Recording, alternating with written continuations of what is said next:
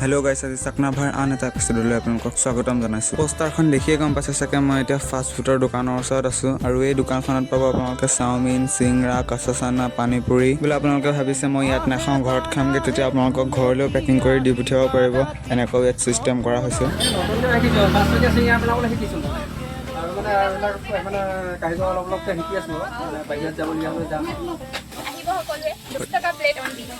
শুনিলে আপোনালোকে দোকানীয়ে নিজেই ক'লে যে এক প্লেট চাওমিনত অকল 20 টকা, আৰু আহক ট্ৰাই কৰি চাওক ইয়াত চাওমিন। ফাষ্ট ফুডৰ দোকানখনৰ নাম হ'ল মিলি জুলি।